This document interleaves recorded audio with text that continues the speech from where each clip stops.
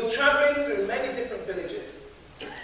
As he passed through this particular village, he looked up ahead and he saw an orchard, a peach orchard, full of the most delicious, juicy peaches. One of the branches of one of the peach trees was hanging over the wall of the orchard, and there were 3 fat, juicy peaches hanging from that branch.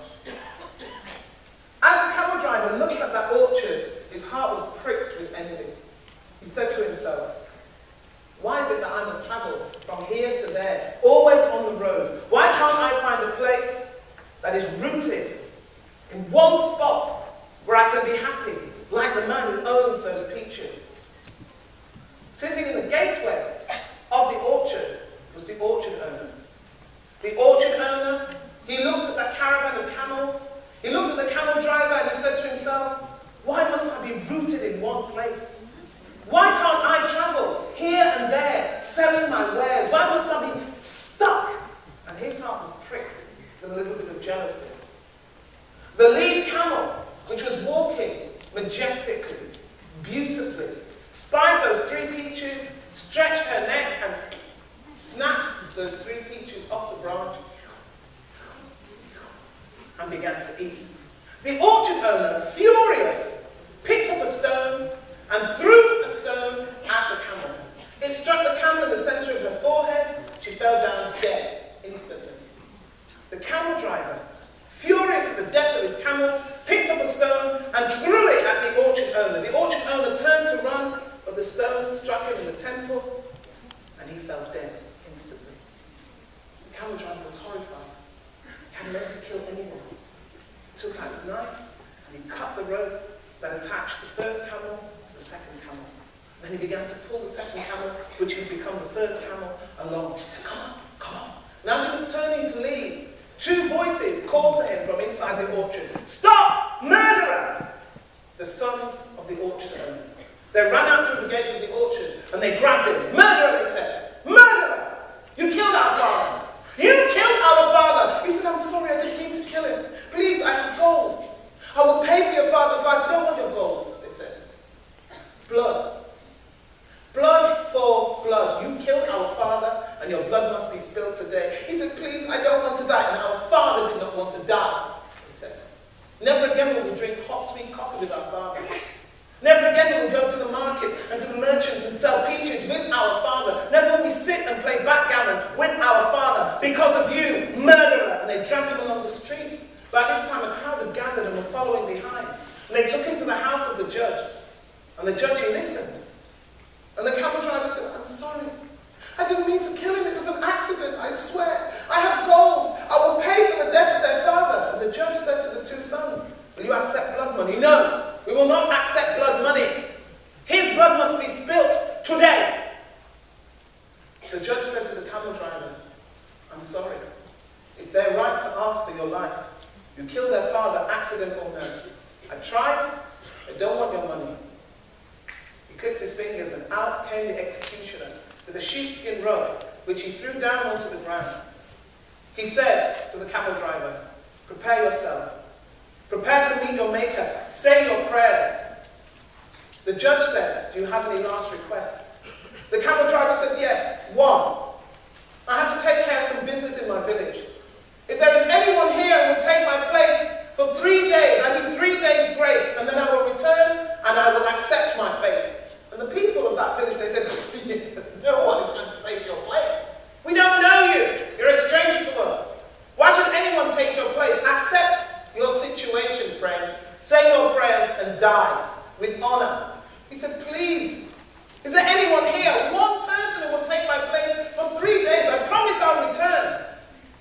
From the back of the crowd, one voice spoke. I'll do it.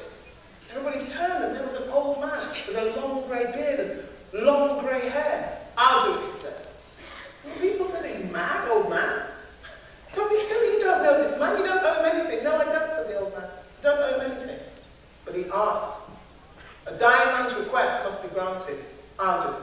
And he pushed his way through the crowd and he stood before the judge. And the judge said, old man, do you know what this means? If he does not return, he will die in his place. I know, the old man. And you're sure? I'm sure, the old man.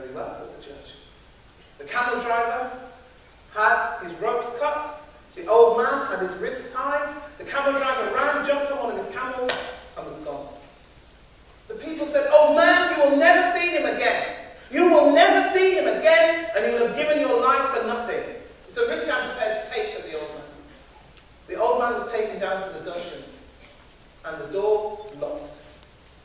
And for 3 days and 3 nights, he languished in that jail. For 3 days and 3 nights, he prepared himself for death. And on the 4th morning, the executioner came and took him up the stairs, where by this time so many people had gathered. People from outlying villages had heard the story. They came and they gathered, and they wished to see what would happen. The judge said, "Old man, the camel driver did not return. I'm sorry. Today you must die." Very well, said the old man. "I'd rather die." The sheepskin rug was laid out in front of him. He went down on his knees. The executioner raised his sword.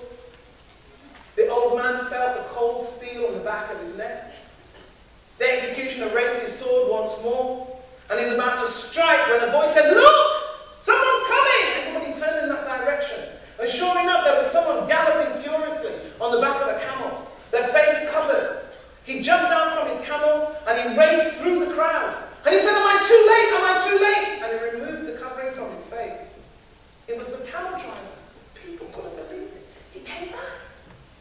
"Am I too late?" said the camel driver. "Oh man, thank you." And he raised him up. He said, "Please, I'm ready to die now. I'll just say my prayers." And he went down on his knees. And the judge said, "Wait, wait, wait, wait, wait. What is this? What happened? Where have you been? Why did you come back? Explain everything." So the camel driver explained. He said, "Sir, I had to go home. There is a widow woman in my village who entrusted all her gold to me. If I died here in this village without returning her belongings, my name would have been mud. We would have been known as thieves for 7 generations to come. I couldn't take that risk. So I had to return her belongings to her. Furthermore, I had to explain to my son why he would never see me again. And when I told him, he clung to me so dearly, so tenderly, I couldn't just leave him like that. So I waited for him to go to sleep. And then I came. And old man, I'm sorry if I caused you any distress by being late, but I'm here now." "Remarkable," said the judge. "Remarkable. Old man, why did you take his place?" The old man said, "I was brought up in a world where a man's word is his bond. Honor is everything. I want to live still in that world." He said he would return in 3 days. He would return in 3 days. And if he did not, I would rather die than live in a world where our values mean nothing. "Incredible," said the judge. "Well, I was taught that where there is no mercy, where there is no compassion, there can be no true judgment. And so I say, there will be no death here."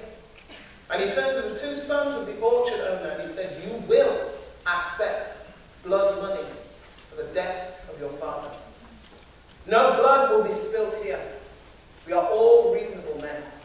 Come, let us go to my home.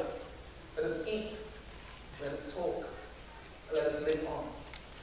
And that's what they did. And that is the end